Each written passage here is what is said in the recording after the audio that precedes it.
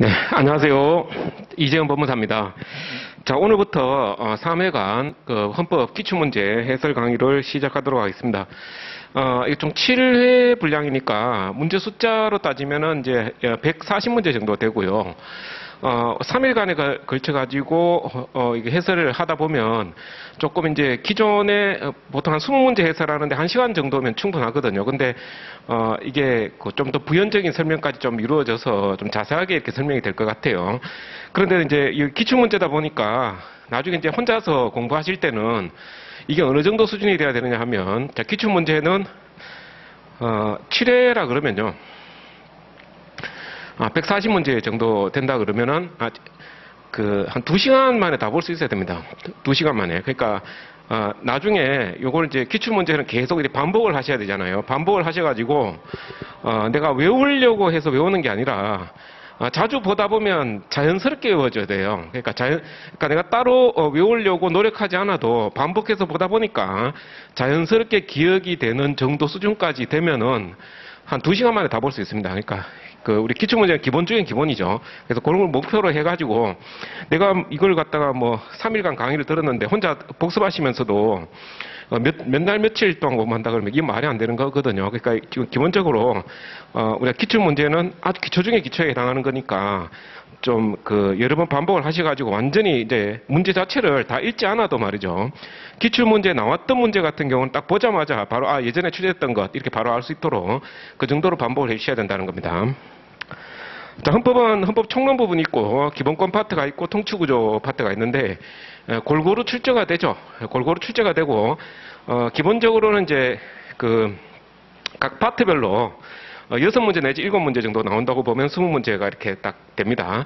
근데 다만 이제 세 파트 중에서 상대적으로 봤을 때 기본권 파트가 조금 더 중요하다고 볼 수 있습니다. 기본권 파트에서 한 7, 8문제 정도로 생각하시고요. 헌법 총론 부분은 한 5문제, 그 정도 생각하시고, 그리고 이제 통치구조론 이렇게 생각하시면 되는데, 자, 헌법 총론부터 시작해서 기본권 파트까지는 헌법재판소 결정내 위주로 이렇게 나옵니다. 헌재 결정. 그러니까 헌법재판소 결정을 우리가 잘 받으셔야 되고, 통치구조 부분은 조문 위주로만 출제가 됩니다. 그래서 조문 중에서 특히 이제 헌법 조문이 중요하죠. 그래서 헌법 조문만 잘 알아도 실제로 맞출 수 있는 문제가 한 5문제 이상은 될 수 있거든요. 그러니까 기본적으로 헌법 조문, 그 다음에 중요한 게 헌법재판소법, 헌법재판소법 조문이고 그 이외에 이제 개별적인 어떤 부속법령 같은 경우는 기출문제에서 다루어졌던 것, 그리고 법원 행시라든지 법원직 시험에서 한번 다뤄졌던 것들 이런 것들 위주로 보시면 됩니다. 안 그러면 이게 범위가 너무 많기 때문에 20문제 준비하는데 이게 뭐 공부 범위가 한도 끝도 없이 이렇게 늘어나면 안 되거든요. 그래서 기출문제에서 다뤄졌던 그런 부속법령 이런 거 위주로 이렇게 보시면 될 것 같습니다. 자, 헌법재판소 현재 결정내는요. 합헌 결정이 있고 이제 위헌 결정이 있고 그 내용 묻는 문제 이렇게 나눠볼 수 있습니다. 근데 그 중에 합헌 결정은 우리가 뭐 따로 안 보셔도 말이죠. 헌법 위반되지 않는다고 하니까 몰라도 되는 판례들이고, 그다음에 위헌 결정은 이제 우리가 반드시 기억을 해줘야 되는 그런 판례가 되겠고요. 내용을 묻는 문제들도 있습니다. 이제 위헌인지 합헌인지를 떠나서 내용 자체를 서술해 놓은 이런 헌재 결정도 중요한 것들이 있거든요. 자, 이런 것들도 기본적으로 기출 문제 나왔던 거 그리고 최신 판례 위주로 이렇게 받으셔야 될 것 같습니다. 자, 우리가 3일 강의니까 총론 하루, 기본권 하루, 그리고 통치구조 하루 이렇게 하면 될 것 같아요. 근데 다만 이제 기본권 파트는 조금 더 시간이 더 많이 필요할 수도 있을 것 같습니다. 자, 헌법 총론하게 되면은 맨 처음에 이제 헌법의 개념, 의의와 종류, 이 개념 정의 정도 우리가 보셔야 되고요. 헌법에는 어떤 종류의 어떤 뭐 개념 분류가 있는지 이렇게 하셔야 되고, 그 다음에 헌법의 해석 관련해서 합헌적 법률에서 이런 게 좀 문제가 될 수 있습니다. 합헌적 법률에서 해석 문제. 그리고 헌법관에 관련된 이야기가 나오죠. 그 헌법관은 이거 이론적인 부분이니까 우리 시험에서 거의 출제가 안 되는 부분입니다. 그래서 이건 아주 기초적인 이야기라고 할 수 있고요. 그 다음에 헌법의 제정이라든지 개정, 변천에 관련된 게 나옵니다. 근데 그 중에 이제 개정 요게 중요하죠. 개정은 절차 조항이 우리 헌법 개정 절차 조항이 실제로 존재하고 이 부분에서 좀 자주 출제되는 그런 경향이 있습니다. 그 다음에 헌법 보장제도, 헌법 보장제도 하게 되면은 어떤 대통령의 국가긴급권, 대통령의 국가긴급권이라든지 저항권 관련 거예요. 저항권. 방어적 민주주의 이런 내용들을 우리가 헌법보장제도에서 논해볼 수 있는데, 이거는 국가기록권은 대통령의 어떤 권한 행사로서 헌법 조문이 있거든요. 헌법 조문 묻는 문제로 통치구조로 볼 수도 있고, 여기서도 잠깐 생각해 볼 수도 있는 겁니다. 국가기록권 행사 요건, 통제 방법 이런 거 해주셔야 되고, 그러니까 저항권은 명문 규정은 없지만 이제 이론적으로 헌법보장제도로서 비상시 헌법보장제도로서 이제 논하고 있는 거고요. 이에 관련된 헌법재판소 판례도 있죠. 그다음 이제 헌정사에 관련된 거예요. 헌정사는 이거는 매년 출제되지는 않는데 한 2, 3년마다 한 번씩 이것도 그 단순 암기 문제로서 상당히 양이 많죠. 양이 많지만 하지 않을 수 없는 그런 부분이라고 할 수 있습니다. 헌정사 보셔야 되고요. 그다음에 우리가 국가의 구성 요소 있죠. 국가의 구성 요소 국민, 영토, 주권. 이 주권은 이제 헌법 제정 권력이라서 국가의 최고 권력이라고 우리 할 수 있는 거고, 영토 조항, 그 다음에 국민이 되는 요건인데, 이 국민이 되는 요건 관련해서 국적법 조항이 있죠, 국적법. 국적법 조항이, 이게 부서법률 내용인데요. 이게 좀 양이 많습니다. 그래서 이런 것들이 한 몇 년에 걸쳐서 한 문제 정도 출제된다고 보시면 돼요. 그 다음에 이제 한국 헌법의 기본 원리가 있어요. 기본 원리. 그리고 이제 기본 제도가 있는데요. 이게 이제 출제가 잘 됩니다. 헌법 총론 부분은 기본 원리와 기본 제도는 다 잘 보셔야 된다. 여기에 대한 헌재 결정이 있거든요. 그리고 헌법 조문도 많이 있기 때문에 이 부분의 출제가 집중적으로 잘 되고 있다라는 거 보시면 되고, 헌법 기본 원리가 선언되어 있는 게 헌법 전문이고요. 헌법 전문. 기본 원리는 이제 국민주권의 원리, 국민주권의 원리, 민주주의 원리, 민주주의 원리, 법치국가 원리, 사회국가 원리, 문화국가 원리, 국제평화주의 이렇게 있습니다. 국제평화주의. 자, 이 중에 사회국가 원리 하게 되면 이제 여기 이제 헌법 조문에 경제질서 조항이 있거든요. 경제질서 조항 이거 양이 많습니다. 이게 좀 잘 출제가 되고, 자, 법치국가 원리에서 이제 파생되는 것 중에 이제 소호입법 금지 원칙이라든지, 소호입법 문제라든지, 명확성의 원칙이라든지, 포괄이익 금지 원칙이라든지, 이런 것들요. 이런 내용들이 아주 중요합니다. 그러니까 이게 일부분에 출제가 잘 되고 있고요. 국제평화주의는 조약에 관련된 거, 북한 문제라든지 이런 거 좀 잘 생각해 보시면 됩니다. 나머지 이런 것도 좀 이론적인 부분이니까 상대적으로 이쪽 요거 세 개가 잘 출제가 된다고 볼 수 있고요. 기본 제도는 여기는 딱 정당제도, 그 다음에 선거제도, 공무원제도, 지방자치제도.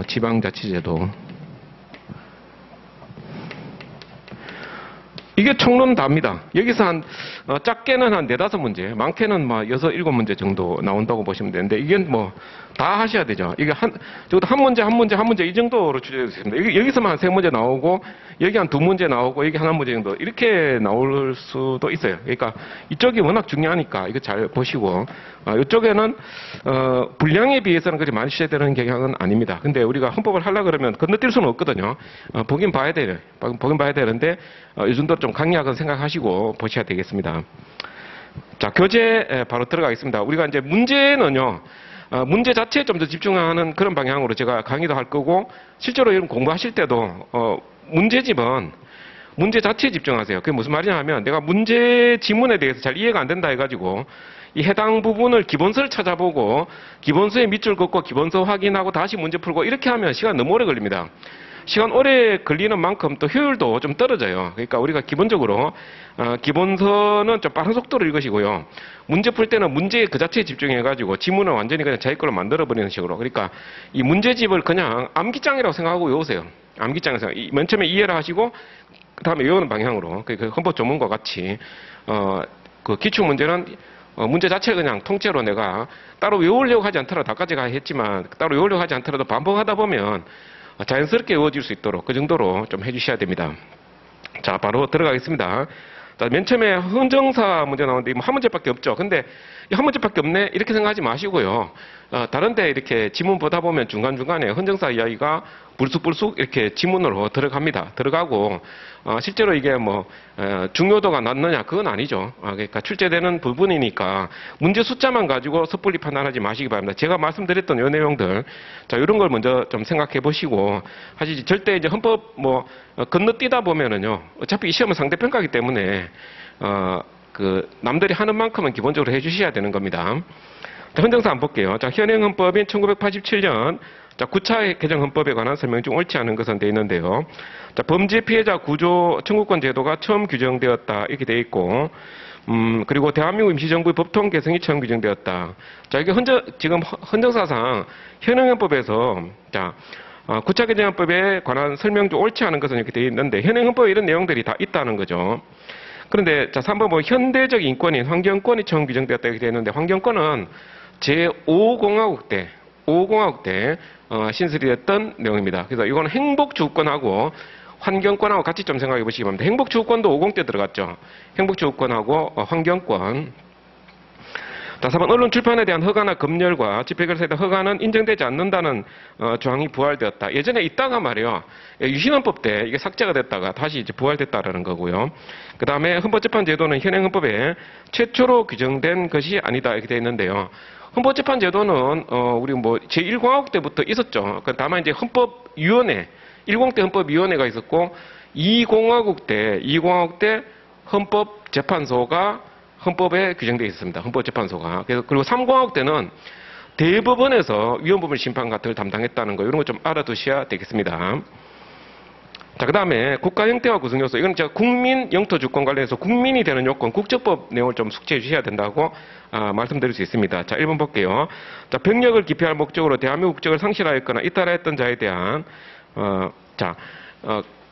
우리가 국적을 이탈하게 되면 외국인이 되잖아요. 근데 외국인이 다시 이제 한국 국적을 회복하는 것을 국적 회복이라 그러거든요. 국적 회복. 과거에 한국인이었던 사람이 다시 한국 국적을 취득하는 국적 회복이라고 하는데요. 이 유성준 씨처럼 말이에요.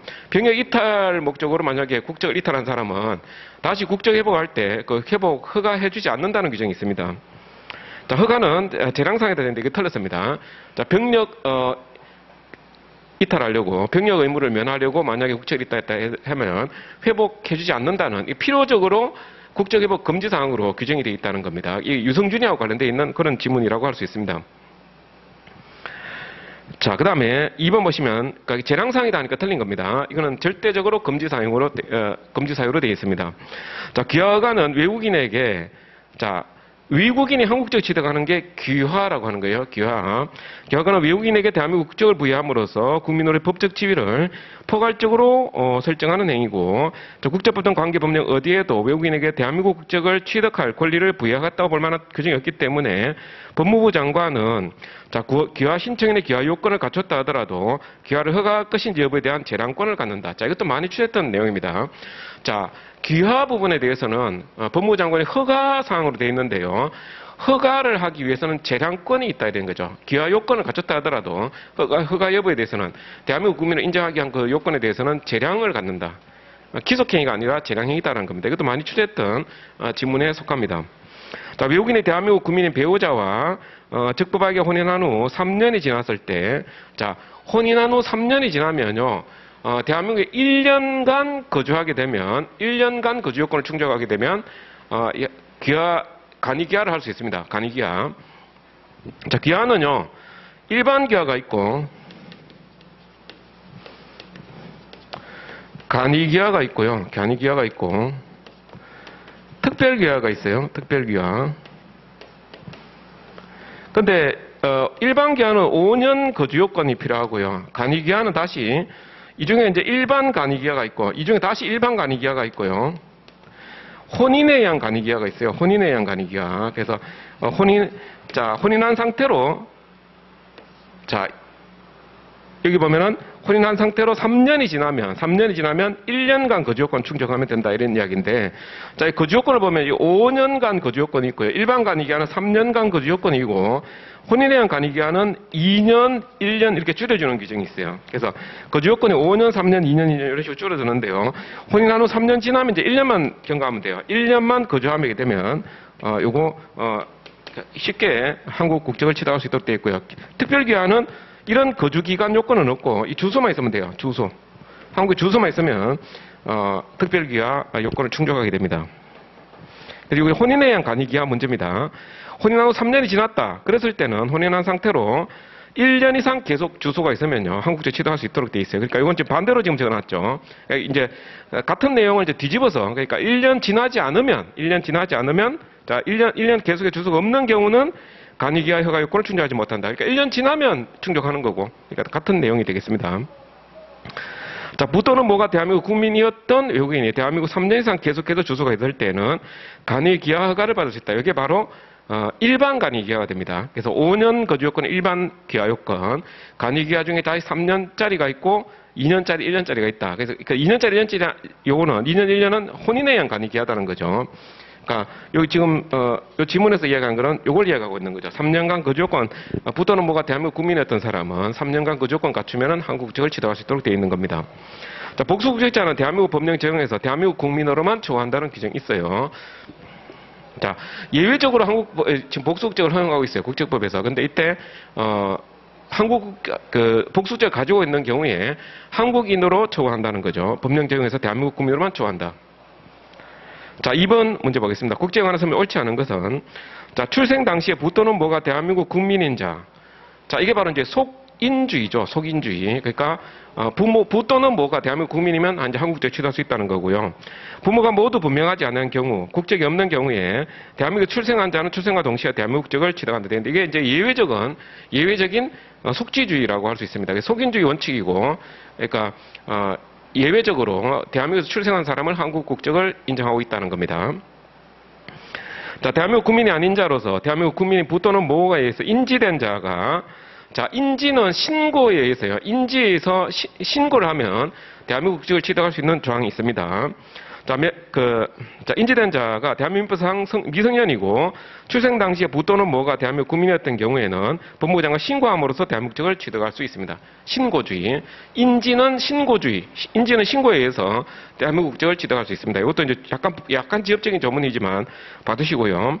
자, 국적법상 일반기아 요건 5년 이상 계속하여 대한민국 주소가 있을 것. 대한민국상 성년일 것. 품행이 단정할 것.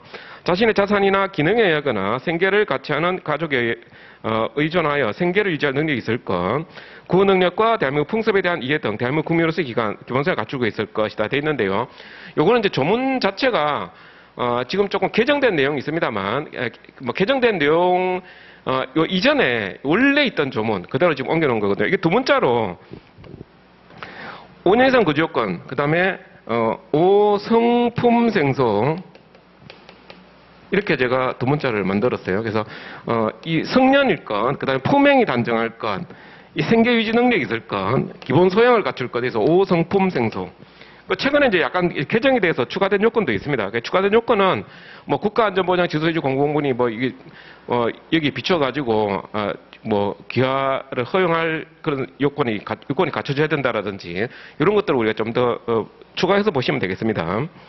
자, 4번에 보면 대한민국에 특별한 공로가 있는 자. 이거는요, 특별기하 요건, 특별공로자하고 우수 외국인재라고 하거든요. 특별공로자, 우수 외국인재. 그래서 이거 특별기하 요건을 이야기하는 겁니다. 특별한 공로가 있는 자나 과학, 경제, 문화, 체육 등 특정 분야에서 매우 우수한 능력을 보유한 자로서 대한민국의 국익에 기할 것으로 인정된 자. 이게 특별 공로자라고 할 수 있는데요. 자, 대한민국에 주소가 없어도 이것 때문에 틀린 겁니다. 특별기하는 주소만 있으면, 주소가 있어야 되거든요. 그러니까, 여기 보시면, 2번 지문하고 3번 지문 좀 어렵잖아요. 그죠? 사실 이거 달달 외워야 될 필요성은 없지만, 그래도 이렇게 좀 어렵다 하더라도 4번 지문에서 답이 딱 나오잖아요. 그러니까 굉장히 쉬운 문제가 되는 겁니다. 그러니까 이렇게, 다른 지문을 몰라도 말이죠. 쉽게 4번 지문에서 답을 고를 수 있도록 이렇게 해주셔야 되는 겁니다. 또 법무부 장관은 기하 신청이나 기하 요건을 갖췄다 하더라도, 재량권 앞에서 했었죠. 그렇죠? 이런 식으로, 받으시면 되겠고요. 자, 5페이지에 그 특별기하 요건 중에, 그 1호를 한번 보시면은요, 여기 1호에 민법상 성년이 된 후에 입양된 자는 제외한다 해가지고, 미성년자 입양은 특별기하 대상으로 되어 있어요. 미성년자 입양은. 근데 성년자 입양은 간이기하 대상이 됩니다. 간이기하 대상. 3년 이상 거주 요건은 요거 충족해야 돼요. 성년자 입양은 간이기하 대상, 미성년자 입양은 특별기하. 이렇게 생각하시면 되고요. 그럼 특별기하 중에 우수 외국인재, 그 다음에 특별 공로자 이런 사람들이 있다는 거죠. 자, 3번 보겠습니다. 국적에 관한 다음 설명 가장 옳지 않은 것은 그쵸 국적은 성문의 법령을 통해서가 아니라 국가의 생성과 더불어 존재하는 것이므로 헌법의 위임에 따라 국적법이 제정돼. 자, 우리 헌법에 보면은 국민이 되는 요건 이 법률로 정한다고 돼 있어요. 그에 따라서 이제 법률로 정했다는 거죠. 그 내용은 국가의 구성요소인 국민의 범위를 구체화 현실화하는 헌법상을 규율하고 있다. 그래서 우리가 국적법을 실질적 의미의 헌법이라고 하는 겁니다. 국가의 구성요소인 국민이 되는 요건을 정하고 있기 때문에 실질적 의미의 헌법 이렇게 얘기를 하는 거죠. 자, 2번 거주 이전의 자유. 국가의 간섭 없이 자유롭게 거주와 체류지를 정할 수 있는 자유입니다. 맞고요. 정치, 경제, 사회, 문화 등 모든 생활 행위에서 개성 신장을 촉진함으로써 헌법상 보장되고 있는 다른 기본권의 실효성을 증대시켜주는 기능을 한다. 국내에서 체류지와 거주지를 자유롭게 정할 수 있는 자유 영역뿐만 아니라 국외에서 체류지와 거주지를 자유롭게 정할 수 있는 해외 여행의 자유, 이주의 자유를 포함합니다. 두 번째, 대한민국 국적을 이탈할 수 있는 국적 변경의 자유도 포함합니다. 자, 여기 맞는 내용인데요. 여기 뭐가 들어가면 틀리냐 하면요. 무국적의 자유는 인정되지 않습니다. 무국적의 자유는 인정되지 않는다. 국적 이탈, 자기가 한국 국적 버리고 외국적 취득해가지고 외국으로 떠나고 싶은 사람 안 말립니다. 가고 싶은 사람 가면 돼요. 하지만 그 당의 외국적을 취득한 요건은 제가 갖추고 가야 되는 거죠. 그 당의 외국적을 취득할 요건을 갖추지 못한다 그러면 우리나라 국적을 이탈하게 되면 뭐가 됩니까? 무국적자가 되잖아요. 그런 자유는 인정되지 않습니다. 그러니까 국적 이탈의 자유는 보장이 되지만 무국적의 자유까지 보장되는 건 아니다. 이렇게 생각하시고요. 그 다음에 3번에 자, 세계 인권선은 자, 누구를 막론하고 불법하게 그 국적을 박탈당하지 아니하여야 하며 그 국적 변경의 권리가 거부돼서는 안 된다는 규정을 두고 있고 이중 국적자의 국적 선택권이라는 개념은 변론하더라도 일반적으로 자, 외국인인 개인이 특정한 국가의 국적을 선택할 권리가 자, 기본권으로 보장되는 건 아닙니다. 자연권으로서 또는 우리 헌법상 당연히 인정된다고 할 수 없다. 자, 이거는요, 내용을 알고 계셔야 되는 거죠. 이거 중요한 판례입니다. 한국 사람이 중국으로 이렇게 옛날 뭐 일제시대 때 이렇게 뭐 떠나가지고 말이죠. 이민을 갔단 말이에요. 근데 그 3세, 예? 이민 그 자식들이 있을 거 아닙니까? 근데 이민 간 사람들 그 자식들이 지금은 우리나라가 이제 경제적으로 많이 발달되어 있으니까 한국으로 다시 이제 내가 한국인이 되고 싶다라는 거죠. 근데 한국인이 되려고 그러면 이처럼 뭐 귀화 요건 이렇게 엄격하다 보니까 말이에요.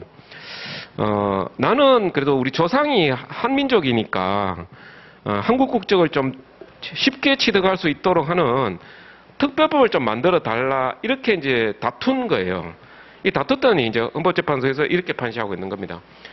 중국 사람이 한국 국적을 취득할 수 있는 권리, 그러니까 외국인이 특정 국가의 국적을 취득할 수 있는 권리, 이거 보장되는 거 아니다 이런 이야기죠.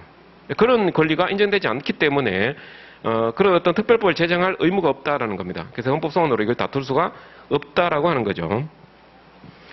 자, 그럼 4번에 헌법상 영토조항에 따라 북한 지역도 대한민국 영토에 속한 한반도 일부를 이루는 것이어서 대한민국 주권이 미치고 있는 북한 주민도 대한민국 국적 취득 유지하는데 아무런 영향이 없다. 자, 이거는요.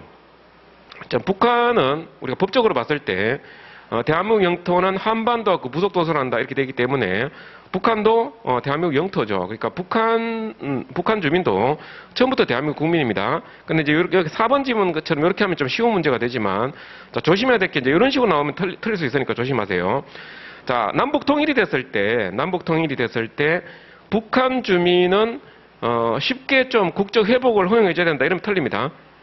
국적 회복을 허용해줘야 된다 이러면 틀려요. 그러니까 국적 회복은 외국인을 전제로 하는 거거든요. 그러니까 뭐 귀화를 쉽게 허용해줘야 된다든지 국적 회복을 허용해줘야 된다 이런 소리 하면 다 틀립니다. 그걸 좀 조심해서 받으시기 바랍니다. 자, 5번에 보면 우리 헌법이 대한민국 영토는 한반도 부속도서로 한다는 영토정을 두고 있습니다. 한반도로 한다 이러면 틀립니다. 한반도 부속도서까지 다 집어넣어줘야 되고요. 북한 지역은 당연히 대한민국 영토가 되고요. 자, 그런데 북한 주민도 대한민국 국민이고 북한 땅은 대한민국 땅이죠. 그런데 자, 개별 법률 적용 이거 체크하셔야 돼요. 개별 법률 적용. 북한과 우리나라와 어떤 뭐 그 경제 협력을 한다고 할 때 여러 가지 뭐 그 화폐 가치도 다르고 모든 영역에서 북한과 남한을 똑같이 이렇게 똑같은 한국어로서 똑같이 이렇게 하면 좀 문제가 생길 수도 있단 말이에요. 경제력의 차이라든지 이런 게 있기 때문에 물가도 다르고 그러잖아요. 그러니까 개별 법률 정에서는 좀 달리 북한을 좀 더 외국인에 준하는 그런 지역으로 인정할 수 있다는 겁니다. 그래서 개별 법률 정에서는 북한 지역을 외국에 준하는 지역으로 북한의 주민 또는 그 법인 등을 외국인에 준하는 지역에 있는 자로 규정하는 것은 가능합니다. 영토 조항에 위반되어 허용될 수 없다니까 틀린 겁니다. 그래서 개별 법률 정에서는 북한을 외국에 준하는 그런 지위를 인정할 여지도 있다. 개별 법률 적용, 이거 한정해서 이야기를 하는 거고요. 자, 그 다음에 헌법의 기본 논리 바로 나오는데 이 순서가 제가 여기서는 순서가 좀 다르다 하더라도 이게 총론에 있는 기본적인 내용이다 생각하시고 보시면 되겠습니다. 물론 이제 여기 뭐 예를 들어서 선거제도에 관련된 거를 공무담인권이라고 해서 기본권 파트에 서술할 수도 있어요. 그래서 이 책은 좀 아마 그런 식으로 약간 위치는 좀 달라질 수 있습니다. 근데 전체적으로 어떤 틀을 잡아놓고 대략적인 어떤 틀만 잡아놓고 보시면 되는 거예요. 헌법의 기본 논리 보겠습니다. 자, 헌법의 기본 논리에 관한 다음 옳지 않은 것은 자, 1번 헌법의 기본 논리는 자, 어디에 나오냐 하면 헌법 전문에 선언되어 있습니다. 헌법의 이념적 기초인 동시에 헌법을 지배하는 지도 원리로서 입법이나 정책 결정의 방향을 제시하고 공무원을 비롯한 모든 국민 국가기관이 헌법을 존중하고 수호하도록 하는 지침이 된다. 뭐 문제 안 되죠? 자, 그런데 구체적 기본권을 도출한 가 될 수 있다. 이게 틀렸습니다. 우리가 기본 논리와 기본권은 구분하셔야 돼요. 우리가 기본권 침해가 있을 때 헌법소원으로 다툴 수 있는 겁니다. 근데 기본 논리에 대해서는 바로 헌법소원 제기할 수 있는 게 아니죠. 헌법소원은 기본권 침해가 있어야 되는 겁니다. 기본 논리와 기본권은 구분하셔야 돼요. 자, 우리 헌법상의 자유민주적 기본질서 내용. 자, 이거 뭐 외울 필요는 없습니다. 근데 자꾸 읽다 보면요. 기권, 의복, 선경사. 사회재산과 시장경제, 경제질서할 때 경제, 그죠? 선경사. 사법권의 독립까지. 자꾸 이렇게 보다 보니까 저도 뭐 기권, 의복, 선경사 이런 식으로 자꾸 읽혀지더라고요. 근데 이게 외울 필요는 없습니다. 자, 3번 우리 헌법상 경제질서는 사회재산제를 바탕으로 한 자유경쟁을 존중하는 자유시장경제질서를 기본으로 합니다. 기본으로 하지만 이에 수반되는 갖가지 모순을 제거하고 사회복지, 사회정의를 실현하기 위해서 국가적 규제와 조정을 용인하는 사회적 시장경제질서로서의 선결되고 있다. 이게 맞죠? 사회주의 하면 안 되죠. 사회주의 하면 안 되고 사회적 시장경제질서 이렇게 하면 맞습니다. 그래서 원칙적으로는 자유경쟁을 존중하면서 국가의 개입도 허용하는 이게 이제 사회국가 원리라고 하는 거죠. 자, 문화의 개방성 또는 다원성과 연결되는 문화국가 원리의 특성으로 인해서 국가의 문화 육성 대상에는 자, 엘리트 문화뿐만 아니라 서민 문화, 대중 문화도 다 포함이 됩니다. 그렇죠. 그러니까 요즘 우리나라가 뭐 문화 강국 뭐 이런 이야기를 많이 하잖아요. 근데 보통 뭐 영화나 이 서민 문화, 대중 문화 이런 것들이 오히려 좀 뭐 강조되고 있는 이런 시점 아니겠습니까? 자, 5번. 법치국가 원리의 파생 원리, 명확성 원칙에서 명확성의 정도는 자, 모든 법률에 있어서 동일한 정도를 요구하는 거 아닙니다. 그러니까 국민의 어떤 불이익을 가하는 거라면 더 명확해야 되는 거고 이익을 가져다 주는 건 좀 더 덜 명확할 수도 있는 거고요. 명확성의 정도는 그 법률의 성격이나 내용에 따라서 약간씩 다르게 정될 수 있습니다. 그래서 개개의 법률이나 법정 성격에 따라 요구되는 정도의 차이가 있을 수 있습니다. 차이가 있을 수 없다 하면 틀립니다. 자, 이거 조심해서 보시고요. 그 다음 헌법에서 명문으로 규정하고 있지 않은 것. 자, 이런 건 절대 틀리면 안 되는데 실제로 출제를 하면 많이 틀려요. 많이 틀립니다. 그러니까 이런 데서 합격, 불합격에 좀 이렇게 기본적인 차이가 좀 생기는 거 아니냐 이런 생각 좀 듭니다. 그러니까 우리 기본적으로 헌법 조문만큼은 잘 숙지를 해 주셔야 되겠습니다. 자, 자유선거 원칙 되어 있는데요. 자, 보통 평등 직접 비밀. 보통 평등 직접 비밀 선거. 요거는 명문 규정이 있어요. 근데 자유선거 원칙은 명문 규정 없습니다. 자, 국회의원의 양심에 따른 직무수행 있고요. 법률의 효력 발생 시기, 이것도 헌법에 다 규정 있는 겁니다. 선거운동에서 건강한 기회 보장, 국회의원의 겸직 금지 의무, 국회의원의 국무총리에 대한 출석 답변 요건 이런 게 다 이 기본적으로 헌법 조문 보는 거예요. 자, 대법원장의 정책 중립 의무, 자, 이거 헌법에 없습니다. 대법원장의 정책 중립 의무는 헌법에 없다는 거. 자, 국회의 정부위원에 대한 해임 건의권. 자, 국무총리, 국무위원에 대한 해임 건의권입니다. 국무총리, 국무위원. 자, 정부위원은 그 정부 소속 공무원이고 여기에 대한 명무 규정 없어요. 그러니까 국무총리와 국무위원, 국무위원은 국무회의 구성원이에요. 그러니까 우리 행정부 최고 심의기관인 국무회의 구성원을 국무위원이라고 합니다. 그래서 국무총리와 국무위원에 대한 국회의 해임 건의권 이게 있다 이거죠. 근데 정부위원은 아니고요. 그리고 또 조심해야 될 게 해임 의결권 하면 또 틀립니다. 해임 의결권도 틀린 지문이 돼요. 의결이 아니고 건의권입니다. 건의권.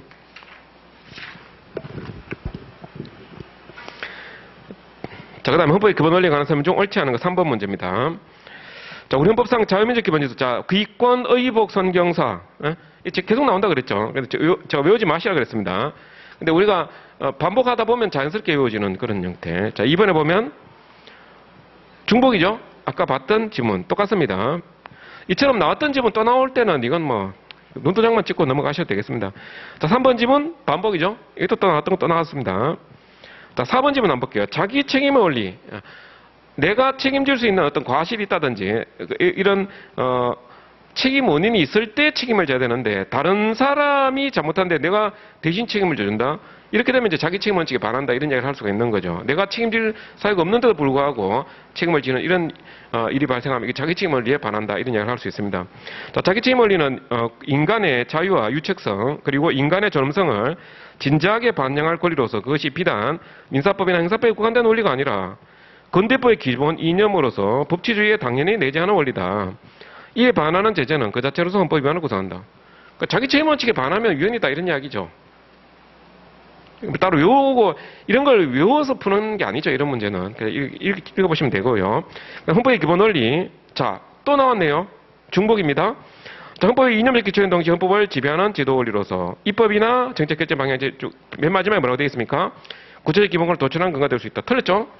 자, 기본권과 기본 원리는 구분해야 된다. 그러니까 기본 원리에 반한다는 이유로 헌법 소원 제기할 수는 없다라는 거죠. 자, 4번 문제 보겠습니다. 헌법 규정에 관한 다음에 옳지 않은 것. 자, 가보시면 모든 국민은 법률에 정하는 바에 의하여 국가기관에 문서로 청원할 권리가 있습니다. 자, 구두 들어가면 틀리죠. 구두 들어가면 틀리고 문서로 청원할 권리가 있습니다. 이 청원권은 문서로 하는 거예요. 물론 이제 지금 요즘은 이제 전자문서도 가능합니다. 자, 형사 피고인의 유죄 판결이 선고될 때까지 무죄로 추정된다. 아니죠. 우리가 무죄 추정 원칙은 유죄 확정될 때까지 무죄 추정되는 거지. 선고될 때 아니죠. 선고된다 하더라도 확정이 안 되면 확정되기 전까지는 아직 무죄로 추정되는 겁니다. 형선고하고 그것이 확정이 돼야 됩니다. 확정. 자, 정당의 목적인 활동이 민주기본질서에 위배될 때 국회는 헌법재판소에 그 해산을 제소할 수 있고요. 자, 틀렸습니다. 국회가 제소하는 게 아니라 정부가 제소해요. 정부가 제소. 이것도 기본적으로 헌법 조문 묻는 문제입니다. 정당한 헌법재판소 심판에 의해서 해산이 됩니다. 그래서 정부가 제소할 수 있는 거예요. 자, 그럼 이 조문에서 제소할 수 있고를 갖다가 제소하여야 하고 이러면 또 틀립니다. 자, 이것도 뭐 많이 나오는 거죠. 그 다음에 목적이나 활동인데 여기다 조직 들어가면 또 틀리죠. 조직이 뭐 민주주의권에서 이러면 또 틀립니다. 그러니까 여러 가지 뭐 다 말장난 수준으로 많이 바꾸는 그런 지문이고요. 자, 국회의원 자격을 심사하고 의원을 징계할 수 있고요. 의원을 제명하려면 국회 제적의원 3분의 2 이상 찬성이 있어야 돼요. 이거 정족수, 헌법 조문에 나오는 정족수는 다 외워두셔야 됩니다. 제명 의결 정족수는 제적의원 3분의 2. 자, 제명 처분에 대해서는 법원에 제소할 수 없다는 것이 헌법에 규정되어 있어요. 헌법에 규정되어 있습니다. 헌법에 규정되어 있지 않다 이렇게 또 틀리게끔 나오기도 하고 그랬습니다. 자, 헌법재판소는 법관의 자를 가진 구인의 재판관으로 구성하고, 자, 법관의 자격 이야기가 나오죠. 그래서 헌법재판소 재판관의 자격에 대해서 헌법에 명문 규정이 있다 이렇게 또 나옵니다. 그 자체는 맞아요. 자, 대법원은 대법원장을 포함하여 14인의 대법관으로 구성한다 이렇게 되어 있는데요. 자, 이게 지금 조금 어려운 질문인데 4번 문제에서 헌법 규정에 관한 설명 중 이렇게 되어 있죠. 헌법 규정에. 근데 지금 많은 자, 대법원장을 포함하여 14인의 대법관을 구성한 이건 내용 맞아요. 내용 맞는데 헌법에 있는 거 아니에요. 헌법에 있는 게 아니다.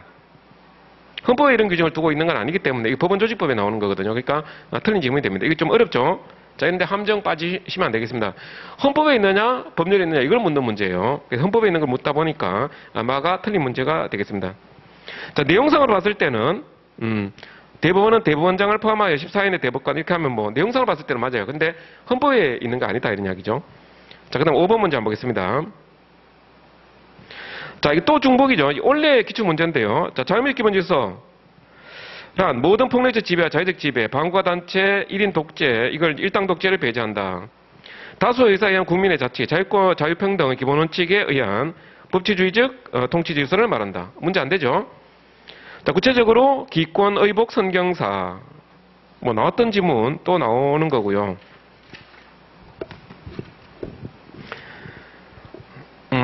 우리 헌법 문제 같은 경우는 지문이 길 때 말이에요. 우리가 사실은 내가 처음 보는 문장이면 나왔을 때 그 감호를 이렇게 찍는 경우도 종종 이렇게 있거든요. 헌법 문제 푸실 때. 그래서 그 찍으실 때 말이에요. 지문 찍을 때 뭔가 내가 반대 개념을 한번 생각해 보세요. 말을 다른 말로 한번 바꿔보세요. 예를 들어서 지문에서 뭔가 불가능하다 이렇게 이런 지문이 나왔다고 쳐요. 그러면 반대말이 가능하다라는 반대말이 있잖아요. 그렇죠? 예를 들면 지문이 이렇게 있는데 말이에요. 이 세 개 중에 하나를 찍어야 된다고 한번 생각해 보세요. 근데 이 전부 뭐 태어나서 처음 들어보는 문장들로 쭉 구성이 되어 있습니다. 자, 그러면 예를 들어서 뭔가 이게 뭐 불가능하다 이런 식으로 뭐 불가능하다 이런 문장이 있다고 했을 때 이 가능하다는 반대말이 있잖아, 그죠? 반대말이 명확하게 떠오르는 거 이런 걸 우리가 답으로 골라야 돼요. 그러니까 내가 마땅히 어떤 문장을 읽어봤는데 뭐 반대되는 개념 자체가 떠오르지 않는 물에 물 탄 듯한 이런 문장들 많이 나오거든요, 시문제. 아마 그 현재 결정문 중에 아주 긴 문장을 그냥 떡하니 그냥 복사해서 붙여넣기 하는 식으로 지문 만들어서 던져줄 수가 있습니다. 쭉 읽어보시되 반대말이 마땅히 떠오르지 않는 이런 지문들이 있을 때는요, 함부로 찍으시면 안 돼요.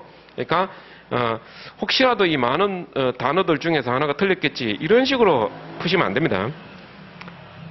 그러니까 1번 지문을 쭉 그냥 읽어보면 되는 거예요. 2번 지문도 마찬가지고요. 사실시장에 있어서 벌써 세 번째 나왔네요. 자, 3번.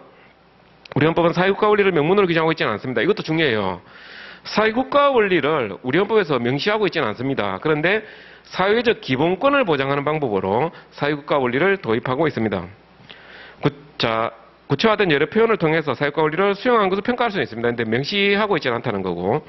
자, 사회국가란 사회정의 이념을 헌법에 수용한 국가, 사회현상에 대하여 방관적인 국가가 아니라 경제, 사회, 문화 모든 영역에서 정의로운 사회질서와 그 형성을 위하여 사회현상에 관하여 간섭을 하고 분배하고 조정하는 국가이며, 그러니까 국가가 자유방임에 맡기는 게 아니죠. 그러니까 국가가 제한적으로 이렇게 간섭하는 걸 허용하는 게 사회국가 원리입니다. 궁극적으로 국민 각자가 실제로 자유를 행사할 수 있는 실질적 조건을 마련해 줄 의무가 있는 국가이다. 이거 뭐 문제가 안 되는 겁니다. 이런 거 설마 외우고 있으면 안 되죠. 이거 외우는 문장 아니에요. 자, 5번 복수정당제 우리 헌법상 반대 보장. 우리 헌법 조문에 복수정당제 보장된다고 돼 있어요. 그러니까 5번에서 바로 답을 골라야 되는 거죠. 이런 건 틀려야 틀릴 수가 없는 겁니다. 아무리 우리가 헌법 문제가 뭐 긴 문제가 나온다 하더라도 이 헌법 조문만 알아도 풀 수 있는 이런 문제는 절대 틀리시면 안 되죠. 자, 기본 원리 이걸로 끝나는 게 아니라요. 자, 이거 뭐 나중에 문제 푸시다 보면 또 여러 군데 중간중간에 지문이 나오고 있습니다. 그러니까 여기 목차 정리해 놓은 거는 그냥 하나의 일형의 분류라고 생각하시고 문제에 좀 더 집중해서 푸시기 바랍니다. 자, 적법절차 원칙이 하나 나오는데 이 적법절차 원칙은 사실은 신체의 자유와 밀접한 관련을 갖고 있어요. 신체의 자유. 그래서 우리 헌법에 보면은 신체의 자유 관련해서 영미법상의 듀 프로세스 원칙, 듀 프로세스 적법절차 원칙 이게 이제 우리 헌법에도 도입이 되어 있습니다. 현행헌법에서 신설된 거예요. 자, 적법절차 원칙은 형사소송 절차에 국한하지 않고 모든 국가자용에 대해서 문제된 법률의 실체적 내용이 합리성과 정당을 갖추고 있는지 여부를 판단하는 기준으로 적용합니다. 그러니까 우리가 법치국가 원리 중에 실질적 법치국가 원리라는 게 있잖아요. 그러니까 법에 근거가 있어야 된다 이것뿐만 아니라 법의 내용도 뭐 정의, 평등, 헌법 정신에 반하면 안 된다. 법의 내용도 정당한 법이라 해야 된다는 거예요. 적법절차 원칙도 마찬가지예요. 적법절차가 절차라는 말이 들어간다 해서 절차상의 원칙에 국한되는 것이다라고 하면 안 되고요. 내용까지도 법의 내용까지도 정당해야 된다. 이런 내용을 다 담고 있는 것으로 이 개념이 확대됐습니다. 적법절차 원칙은 기본권 제한이 있음을 전제로 아닙니다. 기본 제한이 있든 없든 이것보다 훨씬 넓은 개념이에요. 거의 법치국가, 실제 법치국가 원리와 맞먹는 정도의 광범위한 개념이고 기본권 제한이 있든 없든 적법절차 원칙은 강조돼야 됩니다. 그리고 기본권 제한을 전제로 하는 것은 과잉금지 원칙이라는 게 있죠. 과잉금지 원칙. 이때는 이제 기본권 제한을 전제로 해서 우리가 이야기를 하는 거고요. 자, 3번 적법절차 원칙에서 도출할 수 있는 중요한 절차 요청으로서 당사에 적절한 고지를 할 것, 의견, 자료 제출 기회를 부여하는 이게 적법절차 원칙의 중요한 하나의 내용이 됩니다. 의견 진술 기회를 부여할 것. 근데 적법절차 원칙의 내용으로 청문 절차를 반드시 거쳐야 되냐? 그건 아닙니다. 청문 절차를 반드시 거쳐야 된다. 이런 식으로 나오면 또 틀린 질문이 되니까 그것도 조심하시기 바랍니다. 의견 진술 기회를 주는 거지 청문 절차를 반드시 거쳐야 되냐? 이건 아니다라는 거예요. 자, 4번 범칙금 통고처분. 자, 통고처분 이야기가 나오는데요. 약식 명령, 즉결 심판, 통고처분.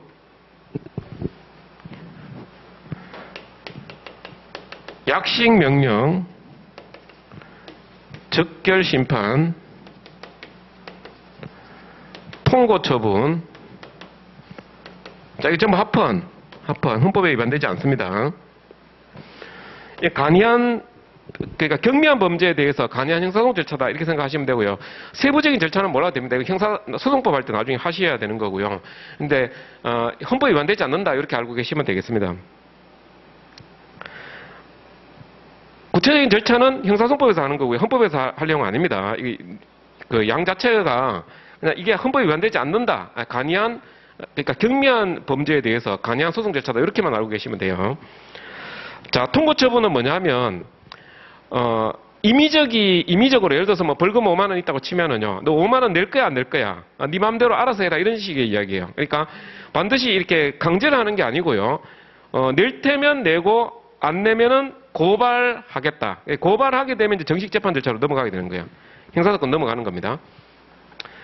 자, 통고처분을 받고도 납부기간 이내에 범칙금을 납부하지 않은 사람에 대해서 행정청에 대한 이의 제기나 의견 제출 등의 기회를 주지 않고 경찰서장이 곧바로 적결심판을 청구하도록 하는 것은 적법장 원칙에 위배되지 않는다. 자, 보세요. 제가 적결심판, 통고처분, 약식명령 합헌이다라는 것만 알고 있으면 그냥 쉽게 풀 수 있죠. 내용을 몰라도 맨 마지막에 뭐라고 되어 있습니까? 적법장이 위배되지 않는다고 되어 있잖아, 그죠? 맞는다는 이야기예요. 만약에 적법장이 위배되면 어떻게 됩니까? 위헌이 돼버리는 거예요. 예? 즉 위헌인지 합헌인지 묻는 거거든요. 그러니까 합헌이다라 이거 알고 계시면 된다 이거죠. 그러니까 이게 왜 진술기회 안 줘도 왜 합헌이냐? 정식재판자가 보장되어 있기 때문에 그런 겁니다. 뒤에 가서 다 의견 진술기회를 주니까 합헌이 되는 건데 이 내용까지 알 필요는 없다 이거죠. 그러니까 합헌이다는 것만 알고 계시면 된다는 겁니다. 사법경찰관이 위헌 발생의 염려가 없음에도 불구하고 사건 종결 전에 압수물을 폐기한 행위, 적법자주의에 반한다는 내용이 있습니다. 자, 이건 뭐냐면, 자, 압수물을 폐기했다는 건데요. 사건 중 압수물을 폐기했다. 원래 압수는 근데 증거를 확보하기 위해서 뭐 이렇게 점유를 박탈해 놓은 거란 말이에요. 근데 이 압수물은요, 이 소유권자가 소유권을 포기하느냐 마느냐, 소유권과 아무 관련이 없어요. 그러니까 압수를 해놨다가 나중에 압수물은 원상태대로 돌려줘야 됩니다. 제자리에 돌려놔야 됩니다. 만약에 이 압수물이 예를 들어서 냉장고 안에 말이에요. 그 안에 생선이 있는데 생선이 막 썩어가고 있어서 막 이 부패되고 말이죠. 냄새도 나고 이런 경우에 이걸 이제 폐기 처분하는 경우는 있어요. 근데 그런 요건이 있을 때 폐기 처분해야 되지. 그냥 소유권자가 소유권 포기했다 해서 그냥 없애버린단 말이에요. 이게 왜 없었을까요? 이 피고인한테 유리한 증거이기 때문에 그럴 수도 있단 말이에요. 이렇게 되면 이 적법절차 원칙 위반이라는 겁니다. 그러니까 폐기 처분할 때는 폐기 처분 요건을 갖춰야 되는 거지. 그냥 여기는 다른 그런 요건이 없잖아, 그죠? 그러니까 뭐 위헌 발생 염려가 없음에도 불구하고 사건 종결 그냥 폐기해버렸다는 거죠. 이게 적법절차 원칙 위반이라는 거예요. 그러니까 위헌이라는 이야기입니다.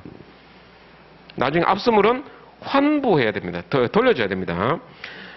압수하고 몰수는 구분하셔야 돼요. 몰수는 범죄 수익을 완전히 박탈해가지고 소유권을 뺏어가 버리는 거예요. 몰수는. 이게 형벌입니다. 근데 압수는 우리가 이제 증거 확보하기 위한 수단이고 압수물은 돌려줘야 되는 겁니다. 원칙적으로.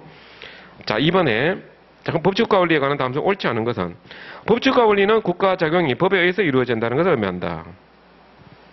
당연한 이야기 아닙니까? 설마 1번 이런 걸 찍는 사람 없겠죠.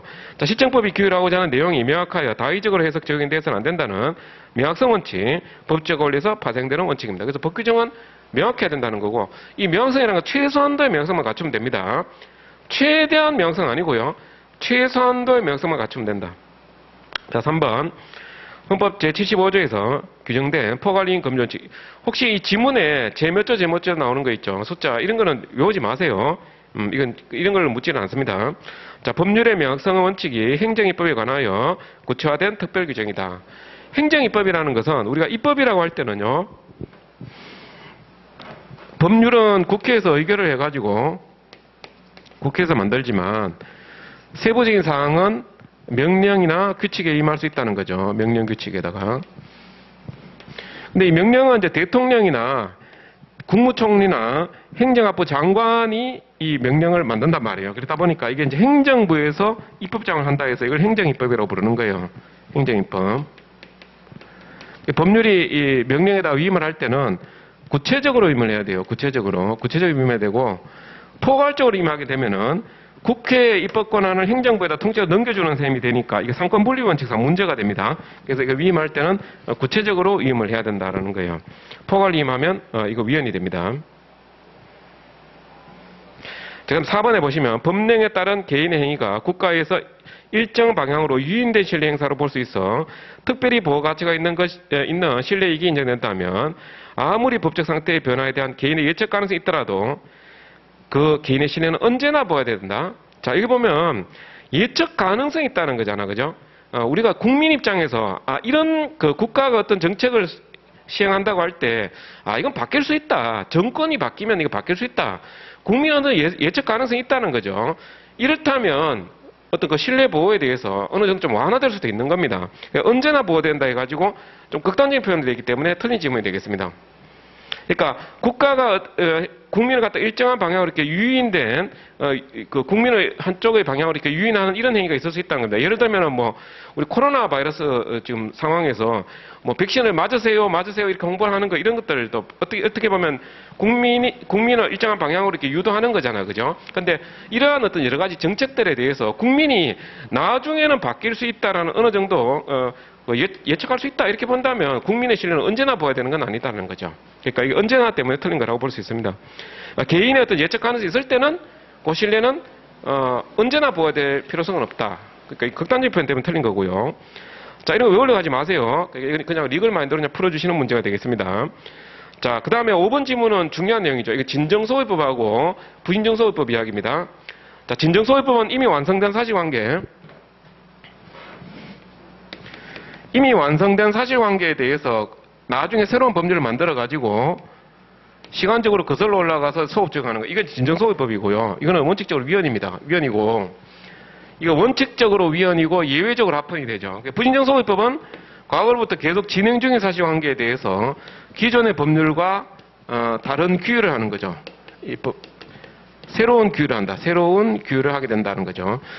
현재 진행 중인 사실관계에 대해서는 이렇게 개정하는 것은 원칙적으로 허용됩니다. 이거는 원칙적으로 허용되고요. 예외적으로 기존에 규제받던 사람의 신뢰를 너무 지나치게 제한하게 되면 위헌이 되죠. 그러니까 진정소위법은 원칙적으로 위헌이고 부진정소위법은 원칙적으로 합헌이 됩니다. 자, 과거에 완성된 사실관계 또는 법률관계를 규율하는 진정소위법은 특단의 사정이 없는 한 국부에서 이미 얻은 자격 또는 권리 존중해야 됩니다. 이미 과거에 시작되었으나 아직 완성되지 아니하고 진행 과정에 대한 사실관계는 법률관 규율하는 부인정소위법은 원칙적으로 허용되고요. 다만 신뢰보호 원칙이 입법 형성권에 제한을 가게 된다. 이런 식으로 판시하고 있죠.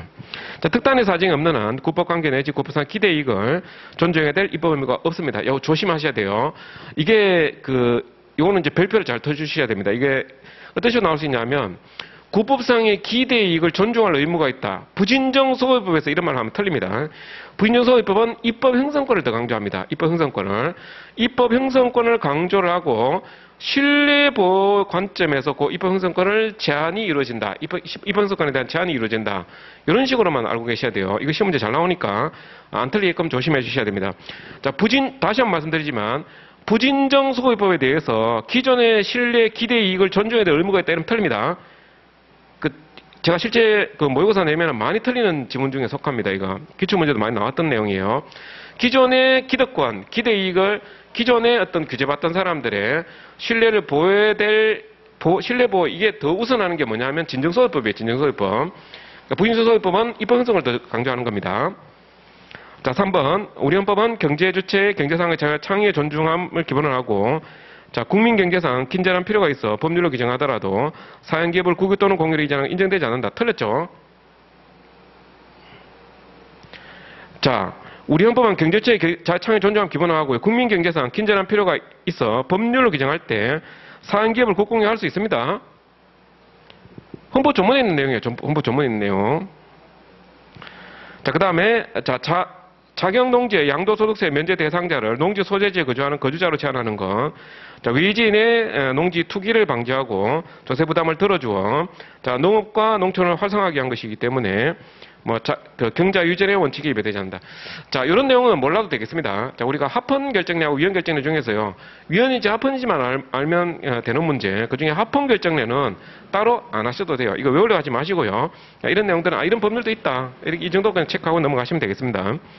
자, 국민연금제도 어때요? 국민연금제도 합헌이다. 이렇게 생각하면 됩니다. 그냥. 자, 상호부조 원리에 입각한 사회 연대성에 기초하여 소득 재분배 기능을 함으로써 사회적 시장기질서에 부합하는 제도다. 이 부합하지 않으면요, 위헌이 돼버리잖아요. 그러니까 위헌이 아니다는 거죠. 국민연금 제도는 합헌이다.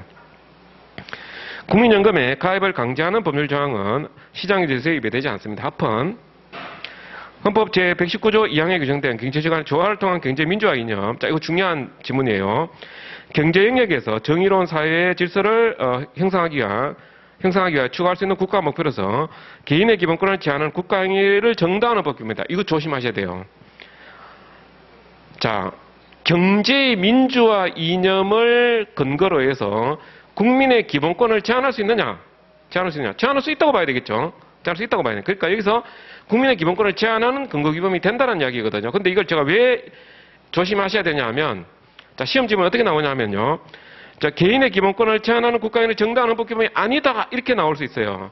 아니다 하게 되면 또 많은 사람들이 말이죠. 이게 또 맞는 지문인 줄 알고 또 찍어가지고 틀리는 사람들이 많이 나옵니다. 요주의 지문이 되겠습니다. 요주의 지문. 그러니까 우리가 뉘앙스상 왠지 좋은 말 같은 거 있잖아요. 좋은 말. 읽어보면 그럴듯한 문장. 근데 알고 보면 틀리는 문장. 그게 해당되는 거예요. 그러니까 개인의 기본권을 제한하는 헌법 규범이다. 경제 민주화를 가지고 민주화 이념을 달성하기 위해서 국민의 기본권을 제한할 수 있다 하셔야 되거든요. 그러니까 제한할 수 있는 근거 규범은 아니다 이런 식으로 하면 또 그럴듯해요, 문장이. 그러니까 속지 마시기 바랍니다. 제가 4번 지문 같은 이런 거는 요주의 문장이고요. 절대 틀리시면 안 됩니다. 이거 조심하셔야 됩니다. 자, 수력 헌법에 명문 규정이 있어요. 수력은 법률이 정하는 바에 따라서 일정한 기간 그 이용을 특가할 수 있고요. 풍력하면 틀립니다. 풍력은 아니에요. 풍력은 아니고 수력은 명규정이 있습니다. 이게 단순 암기 문제예요. 헌법 문제가 별로 헌법 공부가 좀 재미없는 게 뭐냐면 이런 거 단순 암기 문제들 때문에 이게 무슨 우리 실생활에서 바로 적극적으로 법무사가 무슨 법률 상담할 때 활용되는 것도 아니고 그냥 기계적으로 그냥 외워야 되는 문장이잖아요. 이런 것도 좀 있기 때문에 헌법 공부가 별로 재미가 없죠. 근데 어쨌든 그래도 시험 준비를 해야 되니까 외우셔야 됩니다. 그래서 풍력은 없고 수력은 있다. 이렇게. 자, 우리가 기출문제 지금 하고 있지만 기본적으로 헌법 조문은 좀 전제로 좀 읽어 두셔야 됩니다. 자, 법률의 명확성 원칙에 관한 설명 중 옳지 않은 것은, 자, 법칙과 원리한 표현이 명확성 원칙은 기본적으로 모든 기본권 제한 입법에 대해서 요구되지만, 그러니까 이제 이 명확성의 정도에 대해서 좀 차이가 있다 이거죠. 명확성의 정도에 대해서. 기본 의미 내용으로부터 무엇이 금지되는 행위고 무엇이 허용되는 행위인지를 수법자가 알 수 없다면 법적 안정성과 예측 가능성을 확보할 수 없게 될 것이고 법 집행 당국에 의한 자의적 집행을 가능하게 될 것이기 때문에 명확성 원칙은 중요하다 이런 이야기고요. 자, 민주사회에서 표현의 자유를 수행하는 역할 기능에 비춰볼 때, 자, 표현의 자유를 제한하는 법률 같은 경우는 아주 명확성 원칙이 더 강하게 요구된다고 하셔야 될 것 같습니다. 자, 불명확한 규범에 의한 표현의 자유 규제는 헌법상 보호하는 표현에 대한 위축적 효과를 수반하기 때문에 표현의 자유를 규제하는 입법에 대해서는 명확성 원칙은 특별히 중요한 의미를 갖습니다. 자, 그리고 표현의 자유를 제한하는 법률이요. 자, 표현의 자유를 제한하는 법률 할 때는 요거는요, 합헌성 추정이 배제가 됩니다. 배제가 된다. 이것도 같이 알아두세요. 합헌적 법률에서 문제가 있거든요. 기본적으로 국회에서 제정한 법률은 합헌성이 추정이 돼요. 합헌성 추정이 되는데, 요 표현의 자유를 제한하는 법률. 이 표현의 자유라고 하지 않고 정신적 자유 이렇게 할 수도 있습니다. 이 정신적 자유. 표현의 자유가 정신적 자유에 속하거든요. 정신적 자유를 제한하는 법률은, 이거는 합헌성 추정이 배제된다. 합헌적 해석을 해주면 안 됩니다. 이거 조심해서 보셔야 되고요. 3번에 처벌법규나 조세법규와 같이 국민의 기본권을 직접적으로 제한하거나 침해할 소지가 있는 법규에 대해서 명확성 원칙이 당연히 적용돼야 될 거고, 국민에게 수익적인 급부 행정 영역이나 규율 대상이 지역이 다양하거나 수시로 변화한 성질이 것인 때는 명확성의 정도가 완화돼야 되겠죠. 명성원칙 정되지 않다 틀렸습니다. 자, 명성원칙은 어느 정도 명확해야 되냐에 정도의 차이가 있는 거지. 명성원칙이 아예 정되지 않다면 틀리는 겁니다. 그러니까 이게 정도의 차이에 불과한 거지.